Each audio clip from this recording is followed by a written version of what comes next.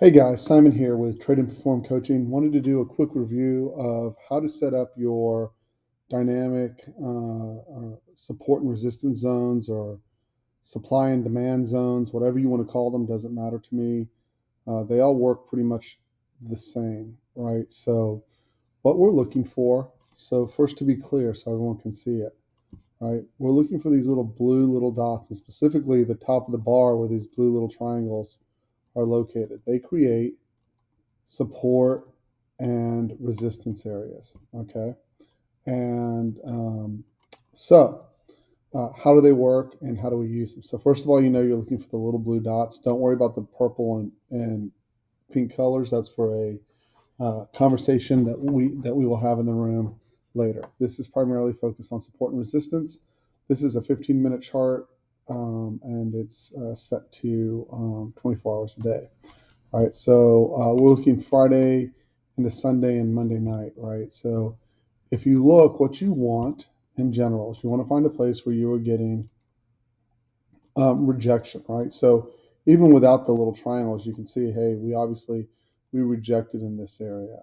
Uh, we uh, we rejected up here. We rejected down over here. Wherever you see those wicks, that's the general principle of the matter, right? So the what's the next piece to that? Well, where do you find the support and resistance? Where does it kick in? Where does it not kick in? Right. So if you look, for example, we opened up Sunday night, and you'll see that coming into Friday's close, we had a wick underneath this bar with a blue triangle. So this is telling you this is a power bar. They tried really hard to reverse the price action at this particular juncture, right? So you can see that we obviously gapped up, opened above, came back in and tested several times, right? And in the process, we also rejected up here. So this tells you a couple of things. Number one, if you can get what I call an orthodox close above all these power bars, you're probably going higher. Additionally, you'll see coming into Friday, right? See how when we closed underneath this power bar, right? So here's the close underneath. There's the backside test. There's the roll to the downside, right?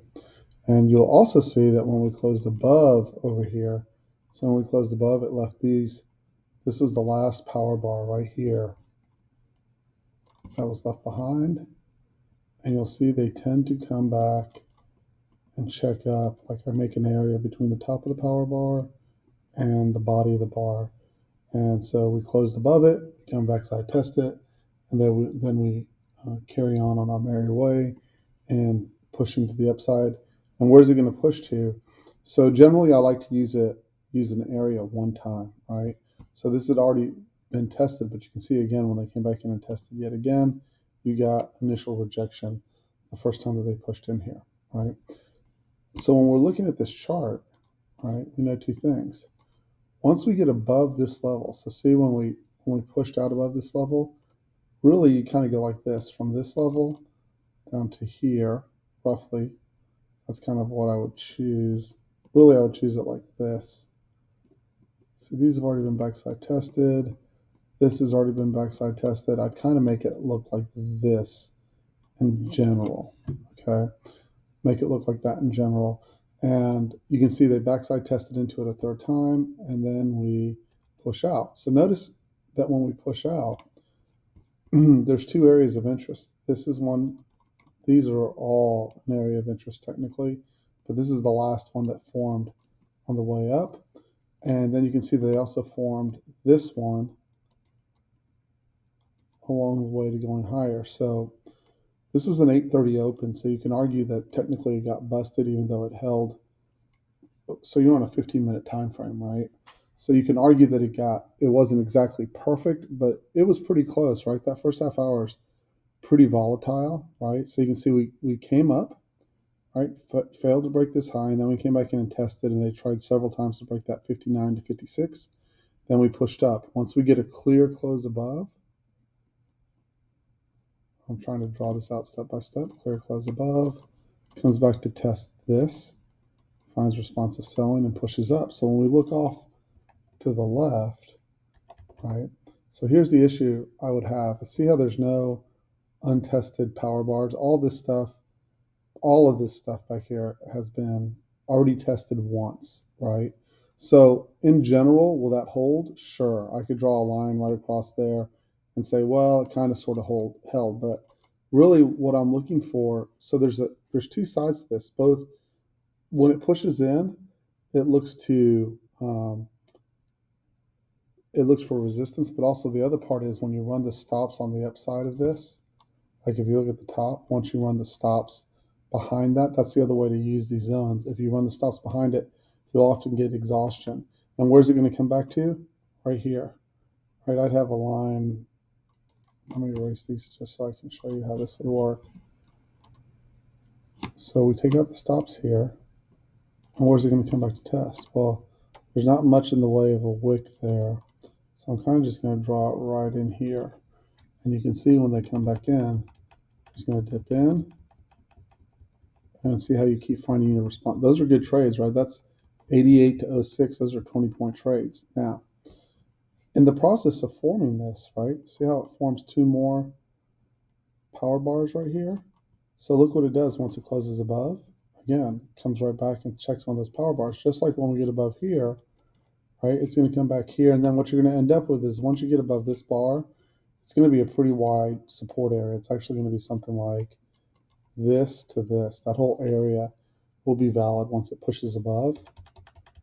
Right, so we're going to want it. I don't think in this case it's going to come back because we did that crazy let's take off and never come back deal, right? So now when you look overnight, right, so now we're into Tuesday, right, you can see that right there, that 46.57 to 46.51, that's going to act as support, right, initially. And you can see it didn't quite make it down there. It still has some work to do on the downside. Hopefully we get some kind of pullback this evening. We're in the middle of a lockout rally, and they're not very much fun to trade. They're tradable, but they're not a lot of fun. And again, you can see this evening, see once we get above here, see how that area, so see we get above, we pull back into that area, and then we pushed out. So it's already been tested. So two things, once it's been tested, that kind of clears it to get the ability at least to trade through to the downside. Doesn't mean it will, it just gives it the ability to trade down through to the downside. So I always look for that. And then once you get underneath, so there's a different structure when it goes down. I want to show you all this. So if we go back to a time where we had more, so here, this is a good example, right? So we'll look at two-sided markets and how they respond on two-sided markets, right? So if you'll look, what would we do in this situation? So usually I'm looking intra-day, and obviously, so we can look at this Thursday and then we see we broke down really hard on this Thursday. So when we're coming up, right? So if I was right over here coming into midnight, I'm going to say this little area between here and the point of control is going to provide support. Then I'm going to pick this area off right through here. And again, you can see, so if I stretch this out, right, these are 15-minute bars. So if I stretch that out, see how I get above, I come in, counter rotate back up. That's a tradable, right? That's 11, that's basically 13 to 15, or depending on what signal you had on our smaller time frame, right? As that was happening, you'll see that this also performed, put in a new power bar right here. So see how I'm going to color it yellow so you can see it easily. So see how the PA comes down and kind of connects the dots, right? Come down, come into this support zone. Where do we counter right back to? The bottom of this bar right here. All right, now we put in a new support bar. We've tested this support bar. So what's the next support bar to test? Is this one right over here. So if I come over here, put a line from here, and again, I usually go down to the body of the bar, and you can see we pushed in. Now, where am I going to come back to? So remember, it's pretty dynamic, right? So I'm going to erase this.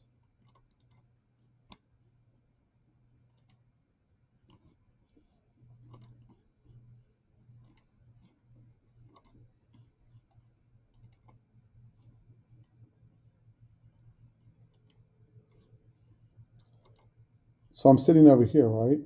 So what do we leave behind? This to the body is what got left behind. So what does it do? It bounces, comes up, rotates back down, right? What's my next level that needs to potentially at least get tested, right? That's really the next question in our process. And so you keep scooting down. Now what you're going to see is we had news hit the market. See that? That's what causes this big sweep to the downside. So what happens? We end up with levels being left behind here. This was already tested, so I wouldn't use that. Actually, this is tested. This is tested.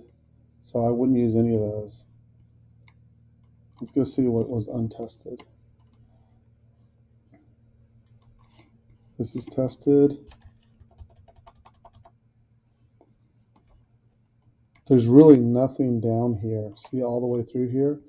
There's nothing through here that would have gotten tested. So what I would look for instead is for these areas down here to get broken and take out stops that would usually sit behind. So I'd in effect, I would shift gears, right, and go, oh, I'm going to look at it or I'm going to treat it in this fashion or in this way in terms of looking to make money or how I'm going to make money, right?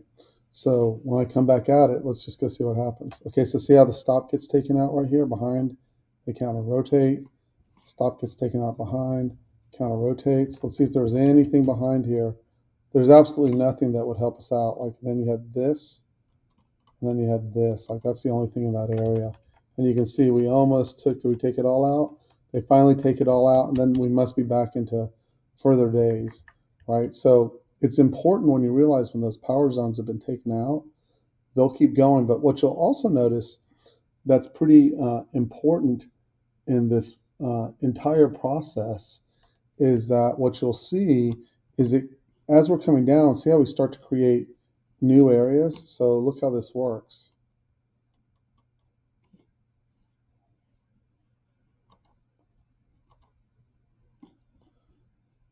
So see this is going to create a new zone effectively for me. And you'll see right there, see when we tag it the first time, down it comes. This is going to be a zone for me right here, all right? So we come up underneath it, so when we come back to it, it rejects originally and rolls down, right? When I get above, when I pushed out of this, see how I'm going to create a zone here and here, right? So see when I get above, it comes back to test it, counter rotates back up. Now this has been taken care of, right? So remember, these have all been tested, right? So when we came up, they tested through them, so they go away. So what's left? Now I've got to take out the stops down here and possibly, if I can, down over here. So I come down, I bounce, I get underneath, they long liquidate, right? And you'll see that what we want for them to do is take out that 45.78. And you see when they take out that 45.78, up it bounces. Now look, we left this here and we left this here. So there's two potential areas of rejection. You just got to figure out which one they're going to use. So they come down, they bounce, they come to that second area, reject down. That now opens up this location, right? That opens it up for the push. And you'll see now there's nothing. Actually, this is left untested. I apologize. It didn't quite make it there. So now when you watch that 4603, right, should provide a rejection the first time in. We'll see if it does. There's the 4603. And in this case, it just sat there and it's going to become support now. See how it paused it right at 4603? And Stop field. that's totally fine, right? That's totally fine. That's exactly what you're looking for. Is if it's not going to reject immediately, it's going to carry on. And now you can see this became support. That's all there is to it. That's how it works. That's how it always works. That's how it should work. So anyways, that's my 2 cents about that. It works the same in all markets. Once you get underneath, this should provide a general area of resistance. Sometimes it pushes past a little bit, but it really slows it down in here. And that's where you're looking for the setups. That's bottom line. That's where you're looking for the setups. So anyways, that's my 2 cents, guys. My name is Simon. I'm a Trade and Perform Coaching. I will talk with you all a little bit later. If anyone wants these charts, just let me know and I'll send them out to any of the subscribers. And I'll see you later, guys.